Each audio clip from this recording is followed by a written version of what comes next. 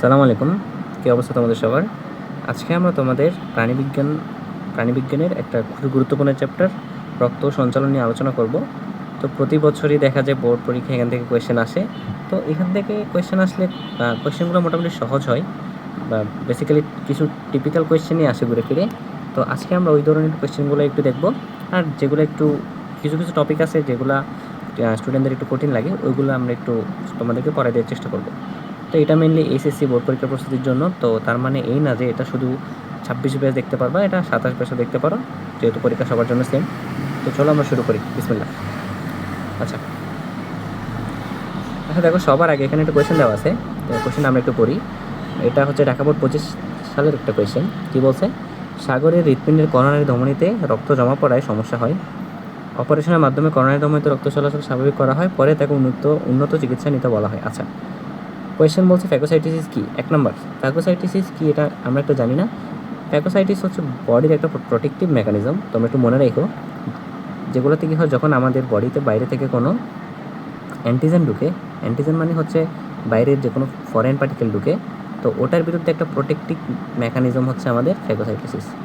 Protective mechanism, এটাকে আমরা বলি ফ্যাগোসাইটোসিস। এখানে কী হয়, তোমার আমাদের যে ডাব্লিউবিসিগুলো আছে মেইনলি হচ্ছে তোমার নিউট্রোফিল,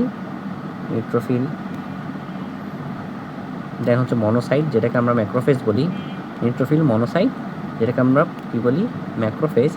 এগুলো তোমার বডিতে অ্যাক্টিভেট হয়। তারপর হচ্ছে ওই যে ফরেন পার্টিকেল, এটা ভাইরাস, ব্যাকটেরিয়া, যে কোনো টক্সিন সাবস্টেন্স হইতে পারে, ওইটাকে ধ্বংস করে ফেলে। এই প্রক্রিয়ার নাম হচ্ছে ফ্যাগোসাইটোসিস, এটা একটু মনে রেখো। আচ্ছা, এরপরে খ নম্বর কোয়েশ্চেন আসো, রক্তনালীর ভিতরে রক্ত জমাট হয় না কেন? এটা অনেক ইম্পর্ট্যান্ট একটা কোয়েশ্চেন, অনেকবারই আসবে। আমরা একটু দেখি খ নম্বর কোয়েশ্চেনটা কী হবে। রক্তনালীর ভিতরে রক্ত জমাট বাঁধে না কেন? মেইনলি 3টা রিজন, আমরা 3টা রিজন মনে রাখবো। মনে করো এটা হচ্ছে একটা রক্তনালী। তো কোয়েশ্চেন করতেছে রক্তনালীর ভিতরে রক্ত যখন চলাচল করে তখন সেটা জমাট বেঁধে যায় না কেন? পরবর্তীতে যদি হাত পা বা কোনো অংশ যদি কেটে যায় তারপর কেন রক্ত জমাট বাঁধে? তো 1 নম্বর কারণ দিবা তোমরা, যে ব্লাডের মধ্যে স্বাভাবিক অবস্থায় একটা অ্যান্টিকোয়াগুলেন্ট থাকে। কি থাকে? অ্যান্টিকোয়াগুলেন্ট মানে কোয়াগুলেশন মানে রক্ত জমাট বাঁধা, আর অ্যান্টিকোয়াগুলেন্ট মানে এমন একটা সাবস্টেন্স যেটা রক্ত জমাট বাঁধতে দেয় না। তার মানে বডিতে রক্তের মধ্যে স্বাভাবিক অবস্থায় একটা অ্যান্টিকোয়াগুলেন্ট থাকে, যার নাম হচ্ছে হেপারিন। কী নাম? হেপারিন। তো হেপারিন যেহেতু একটা অ্যান্টিকোয়াগুলেন্ট, অর্থাৎ রক্ত জমাট বাঁধতে দেয় না, যার কারণে স্বাভাবিকভাবে রক্ত জমাট বাঁধে না। আরেকটা কারণ হচ্ছে স্বাভাবিকভাবে রক্তের গতি অনেক বেশি। তোমার আজমল স্যারের বইয়ে এই 3টা কারণই বলা আছে। রক্তের গতি অনেক বেশি, তো গতি যদি বেশি হয় ওই জায়গাতেও রক্তটা জমাট বাঁধার সুযোগ নেই, ঠিক আছে? আর 3 নম্বর কারণ হচ্ছে এই যে দেখো তো, এটা মনে করো রক্তনালীর ভিতরের প্রাচীর। এখন এটা যদি এখন দেখো উপরেরটা হচ্ছে অমসৃণ, মানে এখানে যদি এরকম কিছু থাকে সেটা হচ্ছে অমসৃণ, আর নিচের পার্ট হচ্ছে মসৃণ। এখন দেখো তো, রক্ত কখন জমাট বাঁধবে? যদি সেখানে অমসৃণ হয়, অর্থাৎ কোনো কিছুতে ব্লাডটা আটকে যাওয়ার চান্স থাকে, তখন হচ্ছে রক্ত জমাট বাঁধার একটা পসিবিলিটি থাকে। কিন্তু স্বাভাবিকভাবে রক্তনালীর গাত্রটা কীরকম হয়? মসৃণ হয়, যার কারণে রক্ত জমাট বাঁধে না। তো মেইনলি এই 3টা কারণ বলবা পরীক্ষায়। 2 নম্বরের জন্য এনাফ। কী বলবা? সবার আগে বলবে অ্যান্টিকোয়াগুলেন্ট থাকে, যার নাম হচ্ছে হেপারিন। তারপর হচ্ছে রক্তের প্রবাহ বা গতিটা বেশি থাকে। আর 3 নম্বরে বলবো হচ্ছে রক্তনালীর ভিতরের যে প্রাচীরটা ওটা সাধারণত মসৃণ থাকে, যার কারণে আমাদের রক্তটা জমাট বাঁধে না। আচ্ছা, আমরা নেক্সট কোয়েশ্চেনে যাই। নেক্সট কোয়েশ্চেনে মানে কী বলছে আমরা একটু দেখি। নেক্সট কোয়েশ্চেনে কী বলছে? উদ্দীপকে উল্লেখিত অঙ্গটির লেবেলযুক্ত চিত্র আঁকো। আচ্ছা, উদ্দীপকে উল্লেখিত অঙ্গটি আমরা বুঝতে পারতেছি হৃৎপিণ্ড বলছে। তো হৃৎপিণ্ডের লেবেলযুক্ত একটা চিত্র তোমাদের আজমল স্যারের বইয়ে দেওয়া আছে, এবং এটা অনেকগুলো বোর্ড কোয়েশ্চেনে আসছে। তো আমরা সবার শেষে এই ছবিটা একটু রাখছি একটু দেখানোর জন্য, তোমাদেরকে একটু দেখাই, চলো। এই যে সবার শেষে যে ছবি, এটা হচ্ছে লেবেলযুক্ত বা হৃৎপিণ্ডের যে লম্বচ্ছেদের ছবি। আঁকতে বলে এই ছবিটা আঁকতে হবে তোমাদের। তো এটা একটু আঁকা প্র্যাকটিস করবো। আমি একটু দেখাই দিতেছি কোনটা কোন রক্তনালী। দেখো, সবার আগে আমরা জানি হৃৎপিণ্ডের 4টা প্রকোষ্ঠ। তার মধ্যে এটা হচ্ছে ডান এট্রিয়াম, এটা হচ্ছে ডান ভেন্ট্রিকল, এটা হচ্ছে বাম এট্রিয়াম, এটা হচ্ছে বাম ভেন্ট্রিকল। আঁকবা। এরপরে রক্তনালীগুলো আমি তোমাদেরকে একটু চেনাই। আমরা কি জানি? এই দেখো তো, সুপিরিয়র ভেনা কাভা উপর থেকে আর নিচ থেকে ইনফিরিয়র ভেনা কাভা এসে ডান এট্রিয়ামে ড্রেন করে। এরপরে দেখো এইটা কি, দেখো তো এইটা কোত্থেকে বের হয়েছে? দেখো তো, এইটা তুমি দেখতেছো ডান ভেন্ট্রিকল থেকে বের হয়েছে না? এই রক্তনালীটা ডান ভেন্ট্রিকল থেকে বের হয়েছে, যার কারণে এটার নাম কী হবে? ডান ভেন্ট্রিকল থেকে ডান ভেন্ট্রিকল থেকে যেটা বেরো ওটার নাম কি আমরা জানি, এটার নাম হচ্ছে পালমোনারি ধমনী, এটার নাম পালমোনারি ধমনী। আর এটা দেখো তো, এটা বাম ভেন্ট্রিকল থেকে আসছে না, তার মানে এটার নাম কি, এটা হচ্ছে অ্যাওর্টা। তো এই জিনিসগুলো একটু একটু আঁকা শিখবে। এই কোয়েশ্চেনটা আমরা অনেকবার পাইছি, বোর্ড কোয়েশ্চেন অনেকবার আসছে, ভালো করে আঁকা শিখবা। রং করতে হবে এমন না, তবে হচ্ছে পেন্সিল দিয়ে ভালো করে আঁকা শিখতে হবে। এটা সুন্দর করে আঁকতে পারলে তোমাকে এখানে 3 নাম্বারই দিবে, এখানে নাম্বার কাটার কোনো সুযোগ নেই, ঠিক আছে? এটা একটু ভালো করে প্র্যাকটিস করবা। এটা একবারে হবে না, 2-3 বার 3-4 বার আঁকতে হবে, একটু রেগুলার প্র্যাকটিসে রাখবে এই কোয়েশ্চেনটা। আচ্ছা, আমরা পরের কোয়েশ্চেনে আসি। ঘ নম্বর কোয়েশ্চেনে কি বলছে, উদ্দীপক লিখিত সাগর ও জনির চিকিৎসা পদ্ধতির তুলনামূলক বিশ্লেষণ করো। আচ্ছা আচ্ছা, তো উদ্দীপকটা আমরা আরেকবার পড়ি। বলছে কি, সাগরের হৃৎপিণ্ডে করোনারি ধমনীতে রক্ত জমা পড়ায় সমস্যা হয়। আচ্ছা, করোনারি ধমনীর কাজ কি বলতে পারবা? নর্মালি করোনারি যে ধমনী, ওটা হচ্ছে তোমার হৃৎপিণ্ড, যেটা করোনারি ধমনী আমাদের হৃৎপেশি, যেখানে হৃৎপেশিতে রক্ত সরবরাহ করে। সাধারণত হৃৎপিণ্ড সারা বডিতে রক্ত সাপ্লাই দেয়, কিন্তু তার হচ্ছে নিজেরও রক্ত সরবরাহ, ওর যে পেশি, হৃৎপেশি, ওইখানে রক্ত সরবরাহ দরকার। এই কাজটা করে থাকে সাধারণত করোনারি ধমনী। এখন কোনো কারণে যদি করোনারি ধমনীতে ব্লক হয়, তাহলে কি হবে, হৃৎপেশিতে তোমার রক্তটা যাবে না, যার কারণে পরবর্তীতে অ্যানজাইনা হইতে পারে, মায়োকার্ডিয়াল ইনফার্কশন বা হার্ট অ্যাটাক যেটাকে আমরা বলি, সেটা হইতে পারে। আমরা বিস্তারিত পড়বো এগুলা। আচ্ছা, এখন বলছে সাগরের হৃৎপিণ্ডের করোনারি ধমনীতে রক্ত জমাট পড়ায় সমস্যা হয়। অপারেশনের মাধ্যমে করোনারি ধমনীতে রক্ত চলাচল স্বাভাবিক করা হয়, পরে তাকে উন্নত চিকিৎসা নিতে বলা হয়। আচ্ছা, এখানে জনির কথাটা আসে নাই এই সিকিউতে। জনির কথা যেটা বলছে সেটা হচ্ছে এখানে অন্যদিকে, এখানে জনির একটা ওয়ার্ড আছে, অন্যদিকে জনির করোনারি, এখানে একটা ওয়ার্ড মিসিং আছে। করোনারি গহ্বর সংকীর্ণ হয়ে যাওয়ায় রক্ত চলাচল স্বাভাবিক করা হয়। এই দুইটা পদ্ধতির আমাদেরকে আলোচনা করতে বলছে তুলনামূলক। তো প্রথমটা আমরা একটু জানি, যে হচ্ছে যদি করোনারি ধমনীতে কোনো সমস্যা হয়, সেটার ক্ষেত্রে আমরা বাইপাস সার্জারি করি। অর্থাৎ এখানে সাগরের ক্ষেত্রে যেটা হয়েছে সেটা হচ্ছে coronary bypass surgery. Bypass surgery মানে কি, আমি একটু পরে দেখতেছি বাইপাস সার্জারি। আর জনির ক্ষেত্রে যেটা হয়েছে, আমরা দেখলাম যে করোনারি গহ্বর যেহেতু সংকীর্ণ হয়ে গেছে, এটার ক্ষেত্রে ওইটাকে আবার পুরোপুরি ঠিক করার জন্য এনজিওপ্লাস্টি করে। আমরা একটু দেখি। এখন বাইপাস সার্জারি মানে নামের মধ্যে বলা আছে, আমরা বাইপাস কথাটা শুনছি না। বাইপাস মানে হচ্ছে কোনো কিছুকে, মনে করো এটা একটা ধমনী, তো এই জায়গায় যদি ব্লক হয়ে যায়, আমরা কি করি, এইখান দিয়ে যে রক্তগুলো আসতেছে, তখন তো এগুলো এখান থেকে যেতে পারবে না, যেহেতু ব্লক হয়ে আছে। যার কারণে আমরা বিকল্প একটা রক্তনালী এটার সাথে যুক্ত করে দিই। আর কোথায় যুক্ত করি, ব্লক হয়ে যাওয়া যে রক্তনালীটা যেখানে গিয়ে ড্রেন করতো, মনে করো এইখানে আমরা এটার সাথে যুক্ত করে দিই। এটাকে বলা হয় বাইপাস সার্জারি। ফলে কী হবে, রক্তগুলো এখান থেকে আসার পরে এদিক দিয়ে যেহেতু ব্লক হয়ে আছে, এদিক দিয়ে যাবে না, বিকল্প যে পথটা আমরা সৃষ্টি করছিলাম ওই দিক দিয়ে সে তার কাঙ্ক্ষিত গন্তব্যে পৌঁছাবে। এটাকে বলা হয় বাইপাস সার্জারি। সাগরের ক্ষেত্রে এটাই হয়েছে। ওর ক্ষেত্রে যেহেতু তোমার করোনারি ধমনীতে রক্ত জমা পড়ায় সমস্যা হয়েছিল। আচ্ছা, এরপর হচ্ছে জনিরটার ক্ষেত্রে বোঝাই যাইতেছে ওর করোনারি গহ্বর, যেটা মনে করো এটা হচ্ছে করোনারি ধমনী, এর মধ্যে যদি এটা সংকীর্ণ হয়ে যায়, তখন এটার ক্ষেত্রে আমাদের এনজিওপ্লাস্টি করা হয়। এনজিওপ্লাস্টি মানে ভিতরে যে পদার্থগুলো জমছে ওইগুলোকে সরানোর প্রক্রিয়াটার নাম হচ্ছে এনজিওপ্লাস্টি। এনজিওপ্লাস্টির কয়েকটা টাইপ আছে, এগুলো একটু বইয়ে আছে, আমি একটু বলে দিতেছি কয় ধরনের এনজিওপ্লাস্টি করা হয়। আমরা এটাকে ল্যাবস দিয়ে মনে রাখবো, ল্যাবস দিয়ে। এলতে হচ্ছে লেজার, এতে হচ্ছে অ্যাথেরেক্টমি, বিতে হচ্ছে বেলুন এনজিওপ্লাস্টি, আর এসতে হচ্ছে স্ট্যান্টিং বা করোনারি স্ট্যান্টিং যেটাকে বলে। তোমাদের বইয়ে দেওয়া আছে, সুন্দর করে পড়ে ফেলবা। এটা হচ্ছে এনজিওপ্লাস্টি হচ্ছে 4 রকমের। একটা হচ্ছে, আমরা এটা ল্যাবস দিয়ে মনে রাখবো। আর এনজিওপ্লাস্টি মানে হচ্ছে ভিতরের যে তোমার করোনারি ধমনীটা ব্লক হয়েছিল ওইটা পুনরায় আগের জায়গায় নিয়ে আসা, যাতে রক্ত চলাচল হইতে পারে, এটাকে বলা হয় এনজিওপ্লাস্টি। আর বাইপাস সার্জারি মানে বিকল্প একটা ধমনী হাত বা পা থেকে কেটে নিয়ে এসে ওইখানে যুক্ত করে দেওয়া। ঠিক আছে, আশা করি কোয়েশ্চেনে বুঝতে পারছো। আমরা পরের কোয়েশ্চেনে যাই, বলছে দেখি একটু। পরের কোয়েশ্চেন হচ্ছে রাজশাহী বোর্ড, বলছে জনাব গুলশান হক, সুন্দর নাম দিছে, জনাব গুলশান হক বুকে ব্যথা অনুভব করেন, পরীক্ষায় দেখা যায় তার করোনারি ধমনীতে ব্লক আছে। আচ্ছা, 1 নম্বর কোয়েশ্চেনটা একটু অন্য চ্যাপ্টার থেকে আসছে, আমরা এটা পড়বো না। পোর্টাল সংবহন বলতে কী বোঝায়, খ নাম্বারটা আসি। পোর্টাল সংবহন এটা ইম্পর্টেন্ট। পোর্টাল সংবহন আর হচ্ছে সিস্টেমিক সংবহন একটু আমরা বুঝি। পোর্টাল সংবহন মানে স্বাভাবিকভাবে কি হয়, কোনো আমাদের ধমনী কী করে, হৃৎপিণ্ড থেকে রক্ত নিয়ে যায়, ঠিক আছে? ধমনী হচ্ছে হৃৎপিণ্ড থেকে রক্ত সারা দেহের দিকে নিয়ে যায়, আর শিরা কি করে, শিরা রক্ত হৃৎপিণ্ডের দিকে নিয়ে আসে, ঠিক আছে। এটা মনে করো হৃৎপিণ্ড,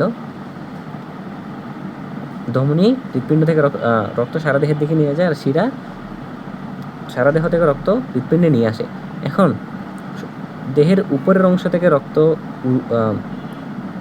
ঊর্ধ্ব মহাশিরা বা সুপিরিয়র ভেনা কাভা, এবং নিচের অংশ থেকে রক্তগুলা ইনফিরিয়র ভেনা কাভা বা নিম্ন মহাশিরা দিয়ে হৃৎপিণ্ডে ফেরত আসে। কোনো কারণে যদি ঊর্ধ্ব মহাশিরা বা নিম্ন মহাশিরা হয়ে রক্ত আসার আগে অন্য কোনো অঙ্গে যায়, তারপরে ওইখান থেকে আমাদের নিম্ন মহাশিরা বা ঊর্ধ্ব মহাশিরায় আসে, সেটাকে আমরা বলি পোর্টাল সংবহন। পোর্টাল মানে কোনো একটা জায়গায় স্থির থাকা কিছুক্ষণ। পোর্টাল মানে পোর্টাল সংবহন মানে কি হবে, অন্য কোনো অঙ্গ হয়ে আসা, অন্য কোনো অঙ্গ হয়ে তারপরে হৃৎপিণ্ডে আসা, ঠিক আছে। এটা হচ্ছে তোমার পোর্টাল সংবহন, হৃৎপিণ্ডে আসা। তো পোর্টাল সংবহন হইতে পারে দুই ধরনের, আমরা একটু পড়বো। একটা হচ্ছে রেনাল পোর্টাল, মানে হচ্ছে এটা রক্তটা আগে কিডনিতে যাবে। একটা হচ্ছে রেনাল পোর্টাল, একটা কি হেপাটিক পোর্টাল, মানে আগে রক্তটা আগে যকৃতে হয়ে তারপর আমাদের হৃৎপিণ্ডে আসবে, হেপাটিক পোর্টাল। তো আমরা মনে রাখবো মানুষের ক্ষেত্রে শুধুমাত্র হেপাটিক পোর্টালটা দেখা যায়, অর্থাৎ মানুষের ক্ষেত্রে রেনাল পোর্টাল নাই, মানুষের ক্ষেত্রে শুধুমাত্র হেপাটিক যে পোর্টাল সেটা আছে। আর মাছের ক্ষেত্রে বিশেষ করে স্পেশালি আমাদের বই যেটা আলোচনা করছে রুই মাছ, ওটার ক্ষেত্রে তোমার রেনাল পোর্টাল পাওয়া যাবে, আবার হেপাটিক পোর্টাল দুইটাই পাওয়া যাবে, ঠিক আছে। তার মানে আমাদের একটু মনে রাখতে হবে হেপাটিক পোর্টাল শুধুমাত্র মাছে, আর রেনাল পোর্টাল হেপাটিক পোর্টাল শুধুমাত্র মানুষে, আর মাছের ক্ষেত্রে হেপাটিক রেনাল দুইটাই আছে। আচ্ছা, পরের কোয়েশ্চেনটাতে আমরা একটু আসি। এই পরের কোয়েশ্চেন কী বলছে একটু দেখি। বলছে উদ্দীপকের ডাক্তার যে চিকিৎসার কথা বলছেন তা বর্ণনা করো। আচ্ছা, কী চিকিৎসার কথা বলছেন? পরীক্ষায় দেখা যায় করোনারি ধমনীতে ব্লক আছে। ডাক্তার যে পরীক্ষার কথা বলছেন সেটা এখানে বলে নাই। ডাক্তার তাকে পরামর্শ দিছে ধমনীটা প্রশস্ত করতে, ধমনীর লুমেন প্রশস্ত করতে। কি বলছে? ধমনীর লুমেন প্রশস্ত করতে। তো প্রশস্ত করা মানে কি? ধমনীর লুমেন প্রশস্ত করা আমরা কি জানি? ধমনীর লুমেন প্রশস্ত করা হচ্ছে এনজিওপ্লাস্টি বোঝাই। আমরা একটু আগে যেটা বললাম যে ধমনী যদি ব্লক হয়ে যায় সেটাকে প্রশস্ত করা বা পুনরায় ওই উপাদানগুলো সরাই ফেলে রক্ত চলাচল স্বাভাবিক করা, এটার নাম হচ্ছে এনজিওপ্লাস্টি। অর্থাৎ যে চিকিৎসার কথা বর্ণনা করছেন তা হচ্ছে এনজিওপ্লাস্টি। এনজিওপ্লাস্টি কেন করা হয়? মেন কথা হচ্ছে যখন তোমার করোনারি ধমনীটা ব্লক হয়ে যাবে ওই ব্লকগুলো সরানোর জন্য, এবং যেটাকে প্রশস্ত করা মানে আগের যে জিনিসগুলো জমছিল ওগুলা ধমনী থেকে বের করে রক্ত চলাচল পুনরায় স্বাভাবিক করার জন্য এটা বলছেন। তো এইটা নিয়ে তো আমরা বিস্তারিত পড়ছি, কয় ধরনের আছে। ল্যাবস দিয়ে আমরা মনে রাখতে বলছিলাম, একটু আগেও বললাম। একটা হচ্ছে তোমার লেজার, অ্যাথেরেক্টমি, আর একটা হচ্ছে বেলুন, করোনারি স্ট্যান্টিং। এই 4 ধরনের প্রক্রিয়া তোমার এনজিওপ্লাস্টি করা যায়। চিকিৎসাটি বাংলাদেশের প্রেক্ষাপটে কতটুকু নিরাপদ তা ব্যাখ্যা করো। এখানে একটু পড়া আছে আমাদের। তো ঘ নম্বরে কী বলছে আমরা একটু দেখি। বাংলাদেশের প্রেক্ষিতে হচ্ছে এনজিওপ্লাস্টি পদ্ধতি তুলনামূলকভাবে নিরাপদ, তবে কিছু এর ঝুঁকিও থেকে যায়। তো বর্তমানে আমাদের বড় বড় যে আমাদের যে বিভাগগুলো আছে চট্টগ্রাম, ঢাকা, রাজশাহী, খুলনা, সব জায়গায় বড় বড় সরকারি হাসপাতালে এখন এগুলো করা হয়। তবে আবার আমাদের এখানে ঢাকার মধ্যে জাতীয় হৃদরোগ ইনস্টিটিউট এগুলোও আছে। তবে শুরুতে দেখা যায় কি এক্ষেত্রে এগুলো তো সুবিধা গেল, অসুবিধার ক্ষেত্রে আমরা কয়েকটা একটু মনে রাখবো। আমাদের যেহেতু কতটুকু নিরাপদ বলছে, তো আমাদের সুবিধা অসুবিধা দুইটাই লিখতে হবে। সুবিধাগুলো তো আমরা বললামই, এখন বেশি অ্যাভেলেবল আছে, করা যাইতেছে। অসুবিধার মধ্যে হইতেছে তোমার কি লিখবা? তো তোমার বই একটা কথা বলা আছে যে স্ট্যান্টিং করার সময় 2% রোগীর হার্ট অ্যাটাক হওয়ার একটা চান্স থাকে। 2% রোগীর হার্ট অ্যাটাক হওয়ার একটা চান্স থেকে যায়। হার্ট অ্যাটাক কী জিনিস সেটা হচ্ছে আমরা একটু পরে বলতেছি। হার্ট অ্যাটাক হওয়ার চান্স থাকে 2% রোগী। হার্ট অ্যাটাক হচ্ছে তোমার যে করোনারি ধমনী এটা যখন পুরোপুরি ব্লক হয়ে যাবে, যার কারণে কোনোভাবেই রক্ত হৃৎপেশিতে পৌঁছাইতে পারবে না। যেহেতু করোনারি ধমনী রক্ত হৃৎপেশিতে নিয়ে যায়, হৃৎপেশিতে কোনোভাবেই রক্ত পৌঁছাতে না পারলে তোমার হৃৎপেশির যে কোষগুলো ওগুলো বাঁচতে পারবে না, মারা যাবে। এটাকে বলা হয় মায়োকার্ডিয়াল ইনফার্কশন। এমআই বলে সংক্ষেপে কী বলে? মায়োকার্ডিয়াল ইনফার্কশন অথবা হার্ট অ্যাটাক বলে। তো এক নম্বর অসুবিধা হচ্ছে 2% রোগীর ক্ষেত্রে দেখা গেছে এটা হার্ট অ্যাটাকের একটা চান্স থাকে। 2 নাম্বার হচ্ছে এটা যখন রক্তনালীর ভিতর দিয়ে আমরা যখন একটা ক্যাথেটার ঢুকাবো, এটা মনে করো রক্তনালী, মনে করো বেলুন এনজিওপ্লাস্টির ক্ষেত্রে মনে করো এটা হচ্ছে যে ক্যাথেটার দিয়ে আমরা বেলুনটা ঢুকাবো, এটা মনে করো বেলুন। তো কোনো কারণে যদি ওই বেলুনটা একটু এদিক সেদিক হয় তাহলে রক্তনালীতে রাপচার হতে পারে না, মানে রক্তনালী যদি ছিঁড়ে যায় সেখান থেকে অতিরিক্ত রক্তকরণ হতে পারে। এটাও একটা অসুবিধা বলা যায়, অর্থাৎ একটু অসাবধানতার কারণে রক্তক্ষরণ হইতে পারে ওইখান থেকে। আবার 3 নাম্বার বা আরেকটা অসুবিধার কথা তোমার বইয়ে বলা আছে, সেটা হচ্ছে যখন এই যে এখান থেকে যে জমাট রক্তগুলো আমরা ছোটাবো রক্তনালী থেকে, কোনো কারণে ওইগুলা ব্রেনে গিয়ে জমাট হয়ে স্ট্রোক হইতে পারে। এই কয়েকটা অসুবিধার কথা লিখতে পারবো। স্ট্রোক হইতে পারে। স্ট্রোক কখন হয় আমরা একটু মনে রাখবো। আমাদের সেরেব্রাল আর্টারি এটাতে যখন সমস্যা হবে, সেরেব্রাল ধমনী আর কি, যেটা তোমার মস্তিষ্কে রক্ত সরবরাহ করে, এটাতে যখন ব্লক হবে বা এটা দিয়ে রক্ত সরবরাহ ব্রেনে যাবে না, তখন সেটা স্ট্রোক হয়। আর যখন তোমার করোনারি ধমনী দিয়ে রক্ত সরবরাহ বন্ধ হয়, তখন সেটা হার্ট অ্যাটাক হয়। ঠিক আছে, তার মানে আমরা মনে রাখবো স্ট্রোক শুধু ব্রেনে হয়। স্ট্রোক কি হার্টে হয় না, স্ট্রোক শুধু ব্রেনে হয়। তো বাংলাদেশের প্রেক্ষাপটে এটা কতটুকু নিরাপদ, এটা সুবিধা অসুবিধা, এই জিনিসগুলো একটু আলোচনা করে দেবা, তাহলে হয়ে যাবে। ঠিক আছে, এবার আমরা পরের কোয়েশ্চেনে যাই, কী বলছে একটু দেখি। পরের কোয়েশ্চেনটা হচ্ছে সিলেট বোর্ড 2023 সালের। তো বলছে উদ্দীপকের বক্ষগহ্বরে একটি সঞ্চালনক্ষম অঙ্গ আছে যার কার্যক্রম স্বয়ংক্রিয়ভাবে নিয়ন্ত্রিত হয়। তো সঞ্চালনক্ষম অঙ্গ, এটা শুনে আমরা বুঝে ফেলতেছি এটা কি, হার্টের কথা বলছে। আচ্ছা, এরপরে আসো তোমাকে কি বলছে, আমরা এরপরে কোয়েশ্চেনটা একটু দেখি। বলছে লসিকা কি। আচ্ছা, লসিকা বা লিম্ফ যেটা, এটা আমরা চিনি, এটা তোমাদের বইয়ে বলা আছে যে লসিকা বা লিম্ফ হচ্ছে একটা ফ্লুইড যেটা টিস্যু স্পেসের মধ্যে থাকে। ঠিক আছে, এটা একটা ফ্লুইড যেটা টিস্যু স্পেসের মধ্যে থাকে, এটা একটু পড়ে নেবা। অবশ্য রক্তচাপ বলতে কী বোঝায়, এটা আমরা একটু আলোচনা করি এটা নিয়ে। রক্তচাপ বা আমরা বিপি যেটাকে বলি, ব্লাড প্রেশার, বা আমরা বিপি মেশিন দিয়ে যেটা মাপি আর কি। রক্তচাপ জিনিসটা কি, এটা একটা রক্তনালী। ধরো রক্তনালীর ভিতর দিয়ে রক্ত যখন প্রবাহিত হবে, রক্তটা এই যে রক্তনালীর যে প্রাচীরের উপর যে প্রেশারটা দিবে, ওটাকে আমরা বলি রক্তচাপ। ঠিক আছে, মানে রক্ত ফ্লো হওয়ার সময় রক্তনালীর প্রাচীরে যে চাপ দিবে সেটাকে আমরা বলি রক্তচাপ। এখন রক্তচাপ হইতে পারে দুই ধরনের, একটা সংকোচন অবস্থায় রক্তচাপ আর একটা প্রসারণ অবস্থায়। একটা সংকোচন অবস্থায় আর একটা কি প্রসারণ অবস্থায়, এটা একটু লিখতে হবে। তো তুমি যখন এটা লিখতে বলছো, তুমি কি লিখবা, রক্তচাপ হচ্ছে রক্ত যখন রক্তনালী দিয়ে প্রবাহিত হবে তখন সেটা রক্তনালীর গাত্রে যে চাপ দিবে সেটাকে বলা হয় রক্তচাপ। এটা সংকোচন অবস্থায় যে চাপ, এটাকে আমরা বলি সিস্টোলিক প্রেশার বা সিস্টোলিক চাপ, সিস্টোলিক।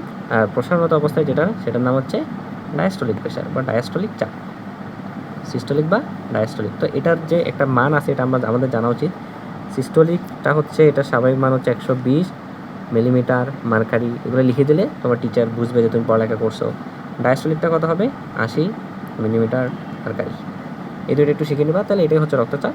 এতটুকু লিখে দিলে না, স্যার বুঝে যাবে আসলে যে তুমি জিনিসটা জানো, জিনিস সম্পর্কে তোমার আইডিয়া আছে। এতটুকু লিখতে হবে, যথেষ্ট। এর চেয়ে বেশি লেখার দরকার নেই। লম্বচ্ছেদের চিত্র অঙ্কন করা, আমরা একটু আগে বলছি, এটা ভালো করে প্র্যাকটিস করবা। আচ্ছা, এরপরে কোয়েশ্চেন আসো স্বয়ংক্রিয় নিয়ন্ত্রণ।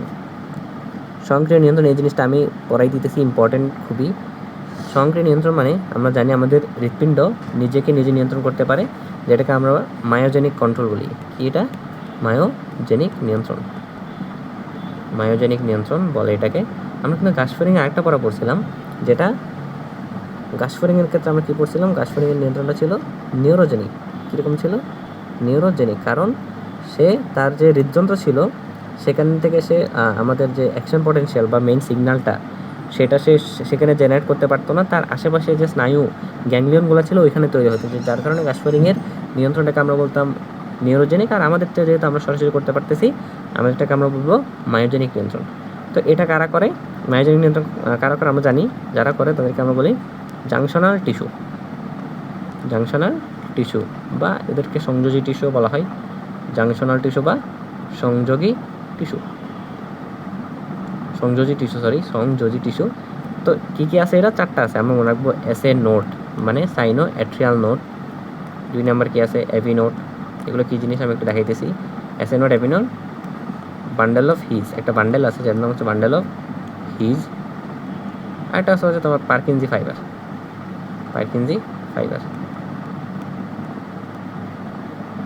এগুলো দিয়ে কী হয়, তোমার যে মনে করো এটা একটা হার্ট রাখলাম, ধরো এটা 4টা চেম্বার। এখানে মনে করো এসএ নোডটা আছে।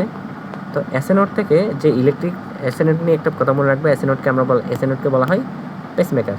কারণ আমাদের যে সিগন্যালটা, যে হার্ট যে কন্ট্রাক্ট করে বা সংকোচন করে যে সারা বডিতে রক্ত সাপ্লাই দিবে, এটার যে সিগন্যালটা সেটা এসএ নোডে শুরু হয়, যার কারণে এসএ নোডকে আমরা কী বলি? পেসমেকার। এসএ নোড থেকে সিগন্যালটা তৈরি হলো।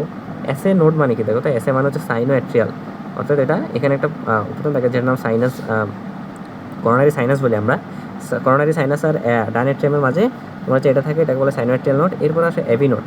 অ্যাভি নোড মানে অ্যাট্রিও ভেন্ট্রিকল, অর্থাৎ এটা অ্যাট্রিয়াম আর ভেন্ট্রিকলের মাঝখানে থাকবে, এটার নাম কি? অ্যাভি নোড। এটাকে বলা হয় রিজার্ভ পেসমেকার। কী বলে এটাকে? Reserve pacemaker. কারণ কোনো কারণে যদি এসএ নোড নষ্ট হয় তখন সাময়িকভাবে অ্যাভি নোড কাজটা চালিয়ে নিতে পারে। আর মনে রাখবো, যদি দুইটাই নষ্ট হয়ে যায় তাহলে আমাদের কৃত্রিম পেসমেকার লাগানো হয়, যেটা নিয়ে আমরা সামনে পড়বো। তারপরে কি করে, এখান থেকে সিগন্যালটা এখানে আসলো, এরপরে এটা একটা বান্ডেল আছে যেটাকে বান্ডেল অফ হিজ বলে। এটা দুটো ব্রাঞ্চ দেয়, একটা ডান সাইডে, একটা বাম সাইডে। তারপরে এটা প্রত্যেকটা জায়গায় জায়গায় গিয়ে তোমার স্টিমুলেশন, যেটা যে এখন আমাদের হৃৎপিণ্ড সংকোচন করবে, সংকোচন করার যে স্টিমুলেশন, এটা সারা হৃৎপিণ্ডে ছড়াই দেয়। এরপরে হৃৎপিণ্ড সংকোচন করে, সংকোচন করলে ব্লাড আমাদের সারা দেহে যায়। তো এগুলো, এই জিনিসগুলো আমরা পারি। এই ছবির একটা আঁকা শিখবা, তোমার বই সুন্দর করে দেওয়া আছে, সাথে এগুলো নিয়ে একটু পড়বা, যে জাংশনাল টিস্যু কী, কোত্থেকে তৈরি হয়, এসএ নোডকে পেসমেকার বলে, তারপরে অ্যাভি নোডকে হচ্ছে রিজার্ভ পেসমেকার বলে। এই পড়াগুলো আমরা একটু দেখবো, তাহলে হয়ে যাবে। এখান থেকে এতটুকুই, এর বেশি কিছু না। আশা করি বুঝছো। আমরা পরের কোয়েশ্চেনে যাই। পরের কোয়েশ্চেনটা হচ্ছে বরিশাল বোর্ড 2022 কি বলছে? মানবদেহে ত্রিকোণাকৃতির মাসল পাম্পের মধ্যে একটা অঙ্গ আছে, তার মানে এটা বুঝেই গেছে আমরা এটা কিসের কথা বলছে, হার্টের কথা বলতেছে। অঙ্গটি সারা দেহে লাল বর্ণের তরল যোজক কলার পরিবহনে অত্যন্ত গুরুত্বপূর্ণ ভূমিকা পালন করে। এর কার্যক্রম একটি স্বয়ংক্রিয়ভাবে নিয়ন্ত্রিত হয়। সুন্দর একটা কোয়েশ্চেন। কার্যক্রম যে স্বয়ংক্রিয়ভাবে নির্ধারিত, এটা মাত্র পড়ে আসলাম আমরা। আচ্ছা, ইরিথ্রোপয়েসিস কি? ইরিথ্রোপয়েসিস মানে হচ্ছে,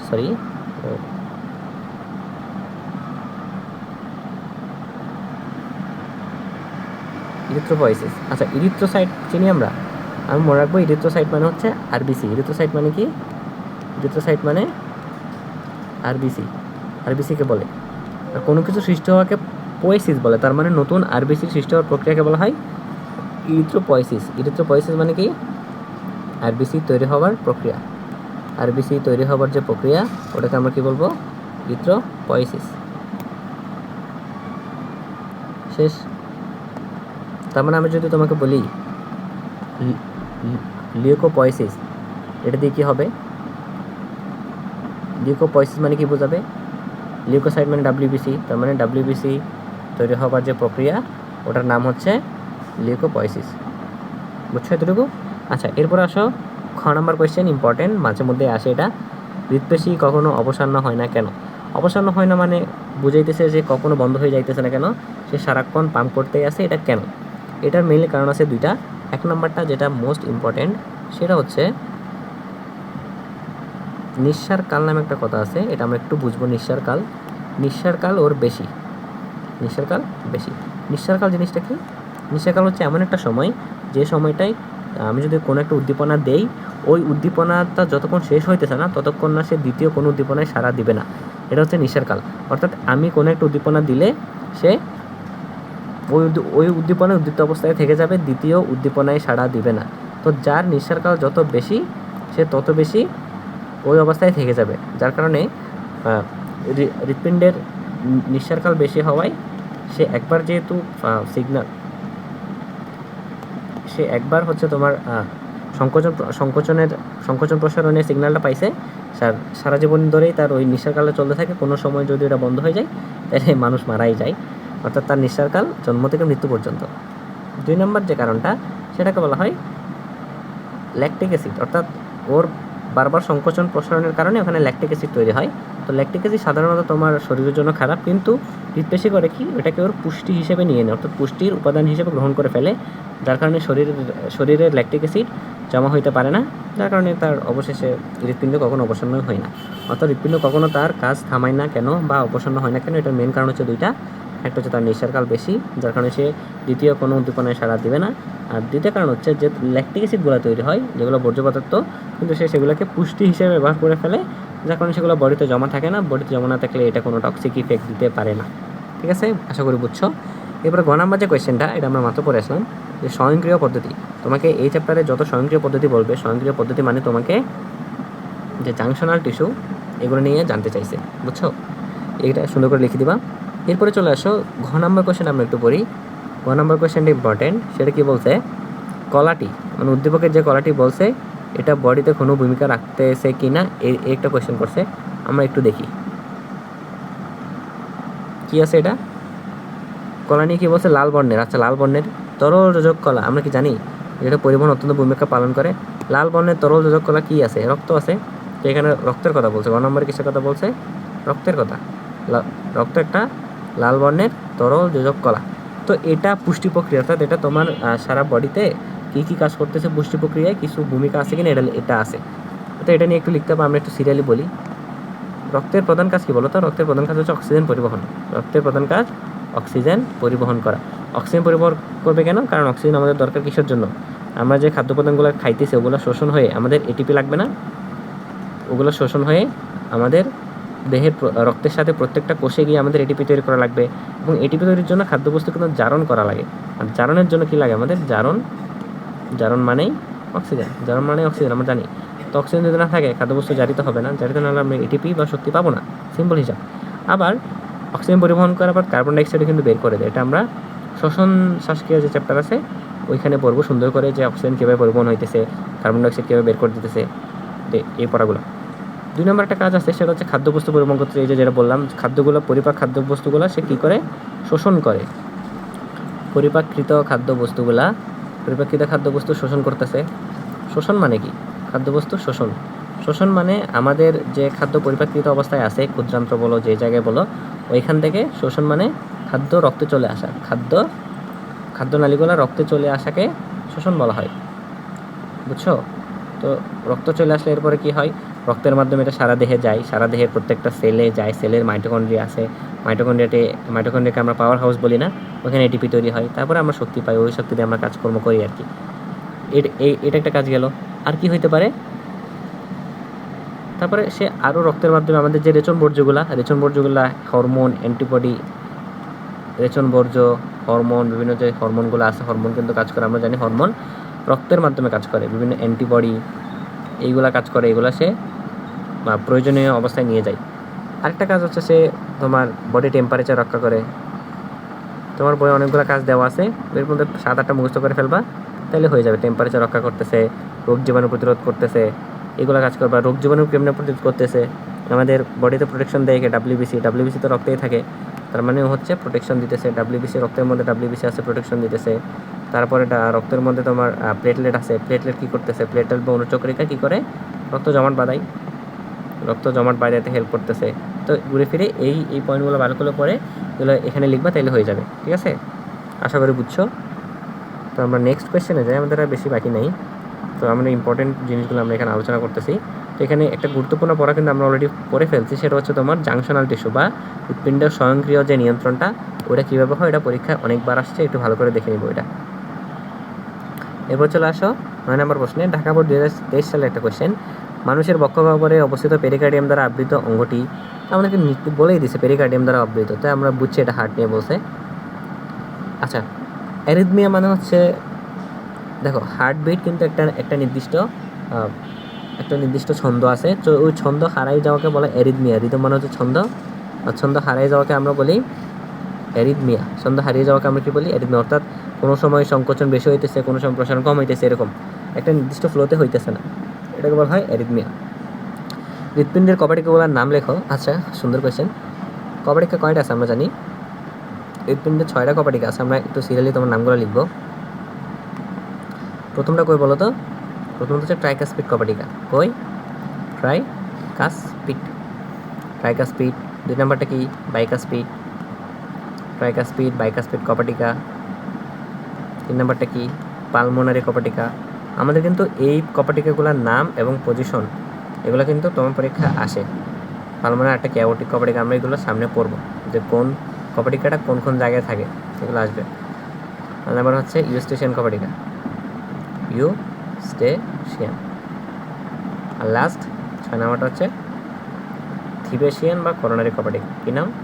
থিবেশিয়ান বা করোনারি কপাটিকা। এই কোয়েশ্চেন তোমাকে জিজ্ঞেস করবেই, করোনারি কপাটিকা। তা আমরা একসাথে পড়ে ফেলি যে এই কপাটিকাগুলো কোনটা কার মাঝে থাকে। আচ্ছা, কপাটিকার কাজ কি বলতে পারবা? কপাটিকার কাজ হচ্ছে, দেখো মনে করো এটা একটা প্রকোষ্ঠ, এটা মনে করো ডান অ্যাট্রিয়াম, আর এটা মনে করো ডান ভেন্ট্রিকল। কপাটিকা এদের মাঝখানে থাকে। কপাটিকার কাজ হচ্ছে একটা প্রকোষ্ঠ থেকে আরেকটা প্রকোষ্ঠে রক্ত আসতে ত্বরান্বিত করবে বা সাহায্য করবে, কিন্তু বিপরীতমুখী প্রবাহে বাধা দেবে। অর্থাৎ রক্ত ডান এট্রিয়াম থেকে ডান ভেন্ট্রিকলে রক্ত আসতে দেবে, কিন্তু ডান ভেন্ট্রিকল থেকে রক্ত ডান এট্রিয়ামে যেতে দিবে না। যদি চলেই যায় তাহলে তো রক্ত যেটা আসলো এটা তো আবার চলে গেছে, তাহলে তো আলটিমেটলি আমার কোনো লাভ হলো না। ঠিক আছে, কপাটিকার কাজ হচ্ছে এই দুইটা, মনে রাখবা। আচ্ছা, ট্রাইকাসপিড কপাটিকা কই থাকে আমরা কি জানি? এটার অবস্থান হচ্ছে আমরা কিন্তু জানি ডান অ্যাট্রিয়াম ও ভেন্ট্রিকলের মাঝে, অর্থাৎ ডান অলিন্দ ও নিলয়ের মাঝে, ডান অলিন্দ ও নিলয়ের মাঝে। এগুলো কিন্তু আমাদের লাগবে, ডান অলিন্দ নিলয়ের মাঝে। বাইকাসপিড কপাটিকা কই থাকে? বাম অলিন্দ বাম নিলয়। এটা আমরা ব দিয়ে মনে রাখি, বাম অলিন্দ বাম নিলয়। তাহলে বাইকাসপিড কপাটিকা থাকে বাম অলিন্দ বাম নিলয়ের মাঝে। পালমোনারি কপাটিকা, আচ্ছা আমরা একটু জিনিসগুলো তোমাদেরকে একটু চেনাই দিই, তারপরে আমরা বললে তোমাদের হয়তো ইজি হবে। আমরা একটা সুন্দর করে একটা হার্ট আঁকি, দেখি আঁকতে পারি কি না। কালার নেই একটা, দেখো একটু, হ্যাঁ আসো, সরি, আচ্ছা এটা দিয়ে রাখি। একটা হার্ট এঁকে তোমাদেরকে একটু জিনিসগুলো একটু বোঝাই।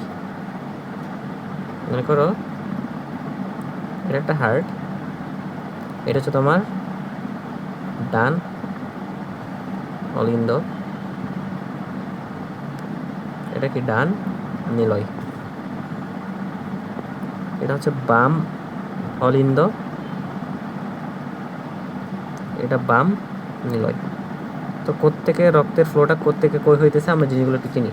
সবার আগে কী হয়, এই যে তোমার দেহের উপরের অংশ থেকে সুপিরিয়র ভেনা কাভা, নিচের অংশ থেকে ইনফিরিয়র ভেনা কাভা দিয়ে রক্তটা কই আসছে? ডান অলিন্দে আসছে। ঠিক আছে, ডান অলিন্দে আসার পরে এই জায়গায় তোমার ট্রাইকাসপিড কপাটিকা থাকে। ট্রাইকাসপিড কপাটিকা খুলে রক্তটা ডান অলিন্দ থেকে ডান নিলয়ে চলে আসে। ডান নিলয় থেকে রক্তটা ফুসফুসে যাবে, কই যাবে? আচ্ছা, ফুসফুস যদি এটা এভাবে উপরের দিকে থাকে, আমরা এখানে নিচের দিকে লিখলাম ফুসফুস। তোমরা জাস্ট মনে রাখো রক্তটা কই যাবে এরপরে? ফুসফুসে। অর্থাৎ এটা হচ্ছে 1 নাম্বার, এটা হচ্ছে 2 নাম্বার। তো রক্তটা যে ফুসফুসে গেল, ফুসফুসকে আমরা পালমোনারি দিয়ে প্রকাশ করি, ফুসফুসকে আমরা পালমোনারি বলি সবসময়। তো এখন দেখো তো হৃৎপিণ্ড থেকে যেহেতু বের হইতেছে, এটার নাম কী হবে? ধমনী। এবং যেহেতু এটা ফুসফুসে যাইতেছে, তার মানে এটার নাম কী হবে? পালমোনারি ধমনী। এটার নাম কি? পালমোনারি ধমনী। ফুসফুসে আসার উদ্দেশ্য হচ্ছে এখান দিক দিয়ে যে রক্তটা যাইতেছিল ওটা হচ্ছে কার্বন ডাইঅক্সাইড সমৃদ্ধ রক্ত। ফুসফুসে এসে কার্বন ডাইঅক্সাইড সমৃদ্ধ রক্তটা কী হবে? অক্সিজেনেটেড হবে, মানে অক্সিজেন সমৃদ্ধ রক্ত হয়ে বাম অলিন্দ দিয়ে প্রবেশ করবে। এটা এখন কোন ধরনের? এটা অক্সিজেন সমৃদ্ধ রক্ত বাম অলিন্দ দিয়ে প্রবেশ করবে, এবং যেটা দিয়ে প্রবেশ করবে, যেহেতু হৃৎপিণ্ডে প্রবেশ করতেছে তাহলে তার নাম শিরা। যেহেতু সে ফুসফুস থেকে বেরোয়েছে তাহলে তার নাম কী হবে? পালমোনারি শিরা। তার নাম কী হবে? পালমোনারি শিরা। বাম অলিন্দে প্রবেশ করার পরে রক্তটা বাম অলিন্দ থেকে বাইকাসপিড কপাটিকা খুলে বাম নিলয়ে আসে। বাম নিলয় থেকে অ্যাওর্টা দিয়ে সারা দেহে চলে যায়। এই যে উপরের দিকে করে এভাবে একটা ধমনী থাকে, যেটার নাম হচ্ছে অ্যাওর্টা। এটার নাম কি? অ্যাওর্টা।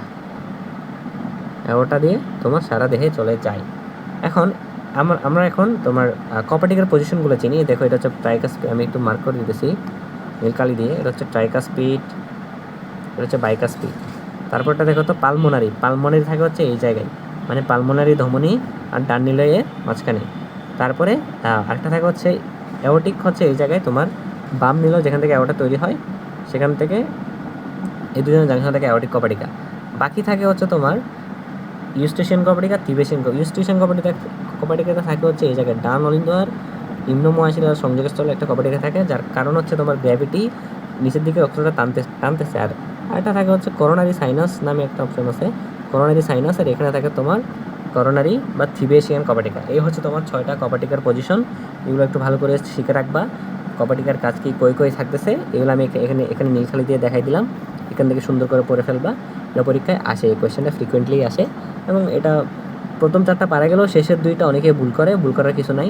ইউস্টেশিয়ান কপাটিকা থাকবে হচ্ছে ডান অলিন্দ আর নিম্ন মহাশিরার মাঝখানে সংযোগস্থলে আর কি। আর থিবেশিয়ান আর করোনারি কপাটিকা থাকবে তোমার করোনারি সাইনাস আর ডান অলিন্দের সংযোগস্থলে। ঠিক আছে, আমরা পরে কোশ্চেনে যাই একটু। তো এখানে কি কোশ্চেন কি শেষ? না, এখানে পড়া একটু বাকি আছে এখানে পড়া। আমরা খ নাম্বারের জন্য অনেক কিছু পড়ে ফেলছি, তবে এটা আমাদের সামনে কাজে লাগবে, আমাদের পড়া শেষ। খ নাম্বারের জন্য আমরা একটু পড়ি। খ নাম্বারে কি বলছে? আসো, হৃৎপিণ্ডের চিহ্নিত প্রক্রিয়াটি বর্ণনা করো। কি বলছে? চিহ্নিত প্রক্রিয়া স্বয়ংক্রিয়ভাবে স্পন্দিত হইতেছে। তার চিহ্নিত প্রক্রিয়াটি মানে হচ্ছে তোমার ওই যে ঘুরে ফিরে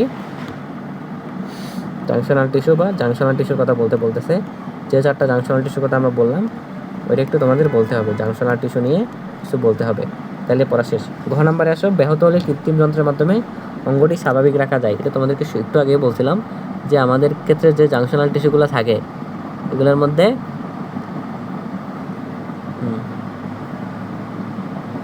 আমরা একটু দেখি, ঘ নাম্বারটা একটু আমরা একটু আলোচনা করি। এর মধ্যে আমরা জানি অ্যাসেনোডকে আমরা বলতেছিলাম হচ্ছে পেসমেকার, অ্যাসেনোডকে আমরা বলি পেসমেকার। অ্যাভিনোডকে কি বলি? অ্যাভিনোডকে আমরা বলি রিজার্ভ পেসমেকার, অ্যাভিনোডকে রিজার্ভ পেসমেকার বলি। এখন এগুলো কোনো কারণে নষ্ট হইলে যখন ব্লাডার পাম্প করতে পারে না তখন আমাদের কৃত্রিম পেসমেকার লাগানো হয় বা যান্ত্রিক পেসমেকার লাগানো হয়। তো এটা নিয়ে তোমাদের কৃত্রিম বা যান্ত্রিক পেসমেকার নিয়ে কয়েকটা জিনিস তোমাদের একটু জানা লাগবে। এগুলা এরকম কোয়েশ্চেন যদি আসে সেখানে লিখতে হবে। আমরা একটু বলি সেটাতে কি হয়, সাধারণত হৃৎপিণ্ড তো বাইরে কোনো উদ্দীপনা ছাড়াই স্বয়ংক্রিয়ভাবে তোমার ছন্দটা তৈরি হয়, কিন্তু যখন আমাদের এই অ্যাসেনোড অ্যাভিনোড এগুলো নষ্ট হয় তখন একটা বৈদ্যুতিক যন্ত্র লাগানো হয় যেটা হচ্ছে কম্পিউটার দ্বারা নিয়ন্ত্রিত হয়। তো এটাতে কি করে, তোমার যে ওখানে যে সিগন্যাল অসুস্থ বা সিগন্যাল যে দুর্বল, যে সিগন্যালটা যে দুর্বল হয়ে গেছিলো ওটাকে আবার পুনরায় সচল করে। মানে তোমার সিগন্যাল বলতে কি, ইলেকট্রিক সিগন্যাল, যেটার জন্য আমাদের রক্তটা হৃৎপিণ্ডটা হার্টবিট করতো। তো আমরা অংশগুলো একটু পড়ি যে একটা লিথিয়াম, একটা তোমার পেসমেকারে, কৃত্রিম পেসমেকারে কী কী থাকে এগুলো একটু পরীক্ষা লিখতে হবে। একটা ব্যাটারি পাওয়া যায় যেটাকে আমরা বলি লিথিয়াম ব্যাটারি থাকবে ওইখানে, তারপরে জেনারেটর থাকে, এগুলো একটু লাগবে। কী কী থাকে পরীক্ষা লিখতে হবে।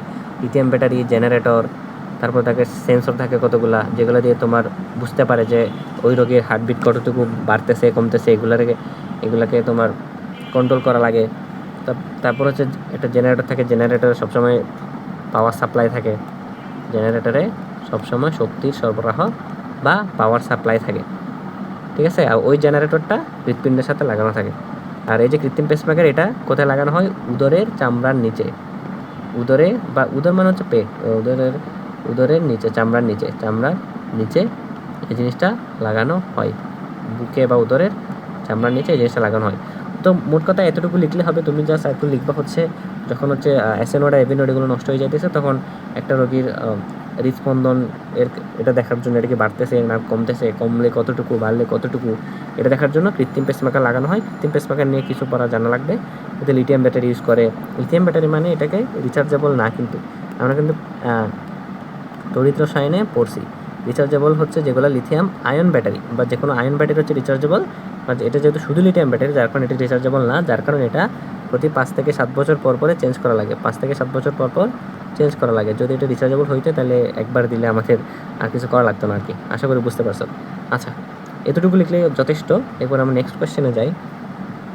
নেক্সট কোয়েশ্চেনে কি বলছে, মোচাকৃতির একটা অঙ্গ, 4 প্রকোষ্ঠ, এগুলো আমরা পড়ছি। পেসমেকার কি, এটা পড়ছি। রক্তকণিকা সমূহকে রক্তকোষ বলা হয় না কেন, এটা একটা ইম্পর্টেন্ট কোয়েশ্চেন। মনে রাখবো রক্তকণিকা যেগুলো, ওগুলোর মধ্যে যে তোমার মেইন একটা কোষের যে মেইন প্রপার্টি নিউক্লিয়াস, আর বিসির মধ্যে ওগুলো থাকে না, মাইটোকন্ড্রিয়া এগুলো থাকে না। তো বাকি যে ডাব্লিউবিসি আছে ওদের মধ্যেও কিছু কিছু অর্গান অনুপস্থিত থাকে।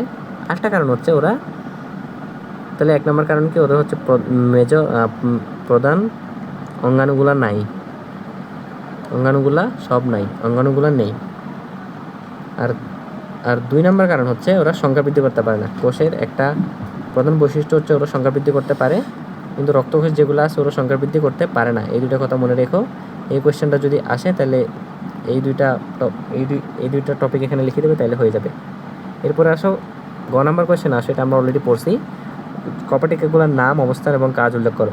6টা যে কপাটিকা আছে এগুলোর অবস্থান তোমাদেরকে অলরেডি দেখাইছি আমি। কপাটিগুলোর নাম শিখবা, অবস্থান শিখবা এবং কাজটা আমি বলছি। কাজ হচ্ছে 2টা। প্রধান কাজ কি, একমুখী প্রবাহকে সে ত্বরান্বিত করবে আর বিপরীতমুখী প্রবাহকে সে কী করবে, বাধা দিবে। বুঝছো, একমুখী প্রবাহকে ত্বরান্বিত করবে আর বিপরীতমুখী প্রবাহকে বাধা দিবে। 4 নম্বর কোয়েশ্চেন আসো, উদ্দীপকে আলোকে অঙ্গটির নিয়ন্ত্রণ কৌশল। আমরা এর মধ্যেই পড়ছি। নিয়ন্ত্রণ কৌশল মানে কি বোঝাইছে, এটা হার্টের যে মায়োজেনিক কন্ট্রোল হয়, মানে জাংশনাল টিস্যু দিয়ে যেটা হয় ওইটা। এই কোয়েশ্চেনে দেখছো অনেকবার আসছে, অনেকবার আমরা 4-5 বার পেয়ে গেছি। মায়োজেনিক কন্ট্রোল যেটা হইতেছে জাংশনাল টিস্যু দিয়ে, এটা ভালো করে শিখবা। ওখানে একটা ছবি দেওয়া আছে অ্যাসেনোড অ্যাভিনোডের, ওইটা আঁকা শিখবা, প্র্যাকটিস করা শিখবা। পরীক্ষার খাতায় এটা এঁকে আসবা, ঠিক আছে? আচ্ছা, এই কোয়েশ্চেনগুলো আমাদের হলো। এরপরের কোয়েশ্চেনে চলে আসো, কি বলছে দেখি আমরা একটু। এটা হচ্ছে যশোর বোর্ড 22 সালের কোয়েশ্চেন। আমাদের যশোর বোর্ড আমরা প্রায় শেষের দিকেই চলে আসছি। যশোর বোর্ড 22 সালে একটা কোয়েশ্চেন আসছে, আমাদের দেহে সেন্ট্রাল পাম্পিং অঙ্গ আছে, এটা বললেই আমরা বুঝতে পারতেছি এটা হার্ট নিয়ে বলছে। এর সংকোচন প্রসারণের মাধ্যমে রক্ত প্রবাহিত হয়। আচ্ছা, তারপরে পোর্টাল সংবহন কি বলছে আমরা বলছি এগুলা। রক্ত যদি হৃৎপিণ্ডতে আসার আগে অন্য কোনো অর্গান হয়ে আসে সেটাকে আমরা পোর্টাল সংবহন বলি। পোর্টাল সংবহন হইতে পারে 2 রকমের, মনে রাখবা, একটা হচ্ছে রেনাল পোর্টাল আর একটা হচ্ছে হেপাটিক পোর্টাল। এবং মোস্ট ইম্পর্টেন্টলি আরেকটা জিনিস মনে রাখবা, মানুষে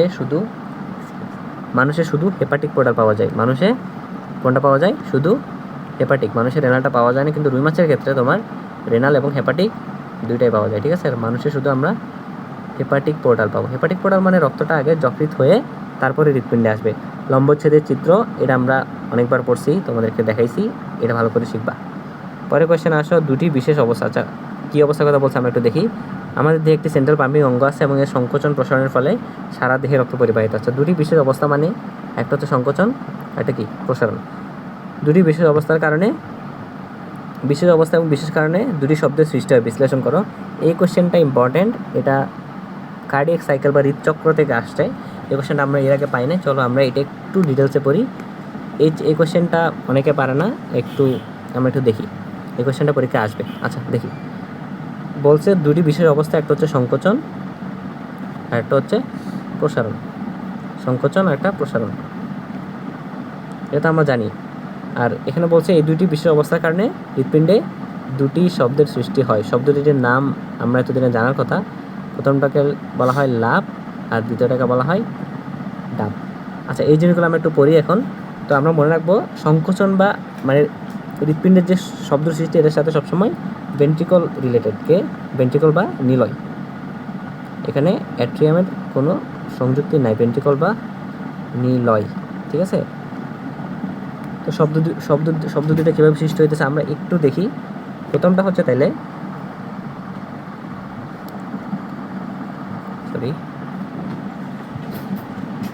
প্রথমটা কি? প্রথমটা হচ্ছে নিলয়ের সংকোচন। নিলয়ের সংকোচন। আর 2 নম্বরটা হচ্ছে নিলয়ের প্রসারণ। তোমরা বাংলায় লিখতে পারো, বাংলায় লিখলে সবগুলো বাংলায় লিখবা, আর যদি ইংলিশে ইচ্ছে করে তাহলে দুইটা সবগুলো ইংলিশে লিখবা।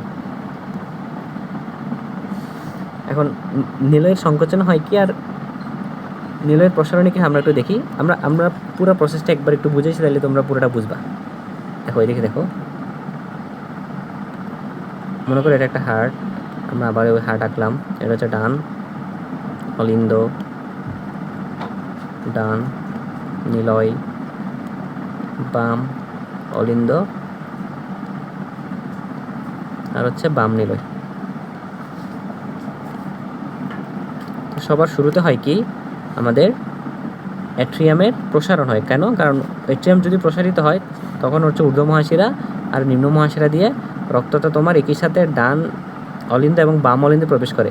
ডান অলিন্দে রক্ত প্রবেশ করতেছে ঊর্ধ্ব মহাশিরা নিম্ন মহাশিরা দিয়ে, বাম অলিন্দে প্রবেশ করতেছে কোত্থেকে বলো তো? আমি একটু আগে ছবি এঁকে দেখাইছি। ফুসফুস থেকে অক্সিজেন সমৃদ্ধ রক্ত আসতেছিল না পালমোনারি শিরা দিয়ে, ওই রক্তটা এখানে আসতেছে। তো আসার পরে কি হইলো? সবার আগে প্রসারণ হইলো, কারণ হচ্ছে আমাদের স্পেসটা বড় করা দরকার। যেখানে রক্তটা প্রথমটা হবে অলিন্দের প্রসারণ। অলিন্দের প্রসারণ হচ্ছে 1 নম্বর স্টেপ। অলিন্দ প্রসারিত হইলো, রক্ত আসলো, আসার পরে দেখো রক্ত কিন্তু প্রসারিত হওয়ার ফলে রক্ত এখন এখানে আর এখানে আসে। আমার এখন উদ্দেশ্য হচ্ছে রক্তটাকে নিচে পাঠানো, যার কারণে আমি এখন সংকোচন করব। 2 নম্বর সংকোচন করা মানে চাপ দেওয়া। 2 নম্বর ধাপ হচ্ছে অলিন্দের সংকোচন।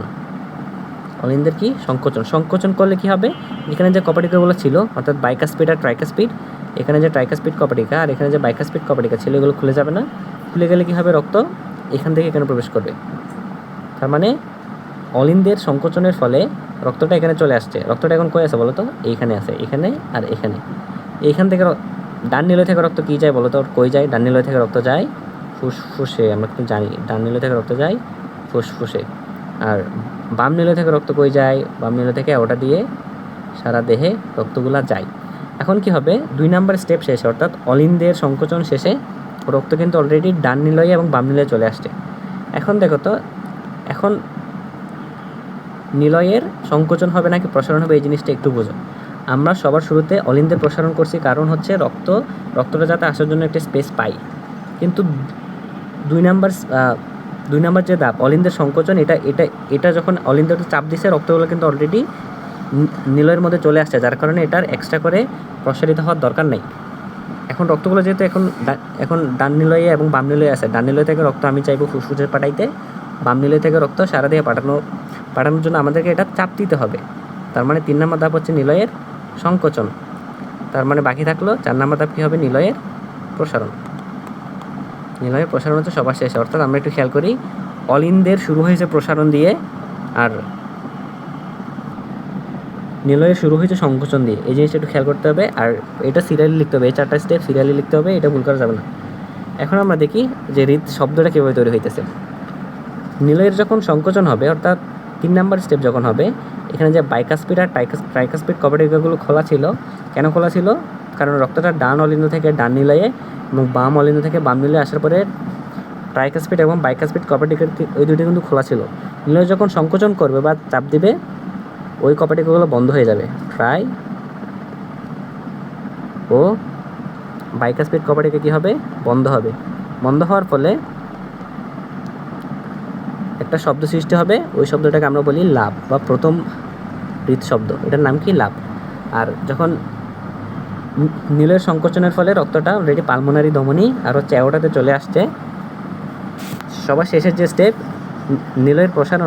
নিলয়ের প্রসারণ ওটাতে কী হবে, এই জায়গায় যে কপাটিকাগুলো ছিল অর্থাৎ সেমিলুনার যে কপাটিকাগুলো আমরা বলি, সেমিলুনার কপাটিকা মানে তোমার অ্যাওর্টিক আর পালমোনারি যে কপাটিকাগুলো ছিল ওগুলো বন্ধ হওয়ার কারণে দ্বিতীয় হার্ট সাউন্ডটা হবে।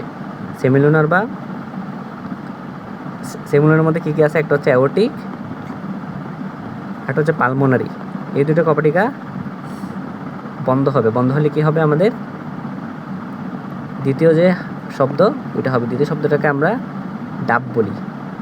তার মানে হৃদ শব্দের সাথে জড়িত হচ্ছে ভেন্ট্রিকল বা নিলয়, অ্যাট্রিয়ামের সাথে কোনো সম্পর্ক নাই। প্রথমটা হচ্ছে নিলয়ের সংকোচনের জন্য হয়, যেটাকে আমরা লাভ বলি। এটা কেন হবে, বাইকাসপিড ও ট্রাইকাসপিড কপাটিকা বন্ধ হওয়ার জন্য। আর দ্বিতীয় যে হার্ট সাউন্ড যেটাকে আমরা ডাব বলি, ওটা হয় তোমার নিলয়ের প্রসারণের জন্য। সেমিলুনার যে দুটো কপাটিকা আছে অ্যাওর্টিক আর পালমোনারি, এই দুটো কপাটিকা বন্ধ হয়ে যাবে, যার কারণে দ্বিতীয় হার্ট সাউন্ডটা হবে।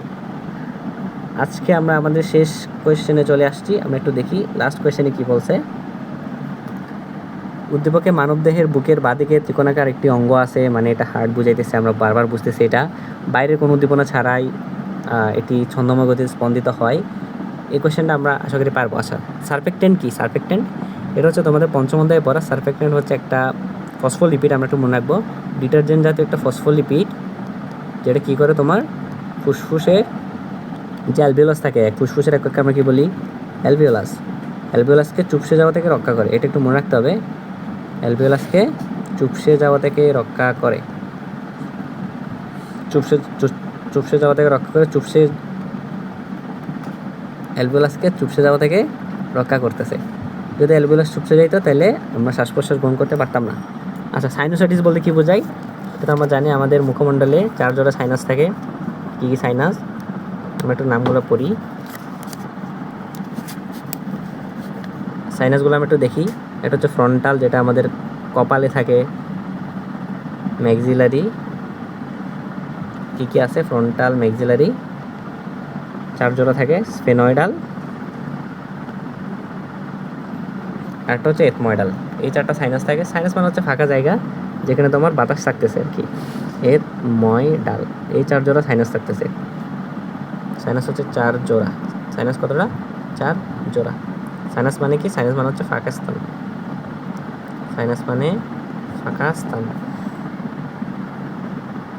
যার মধ্যে আমাদের বাতাস থাকতেছে বা বাতাস বা এয়ার থাকতেছে। তো এগুলোতে যখন সংক্রমণ হবে সেটাকে আমরা বলি সাইনোসাইটিস। সাইনাসের মধ্যে কোনো সংক্রমণ হলে সেটাকে আমরা কি বলি? সাইনোসাইটিস।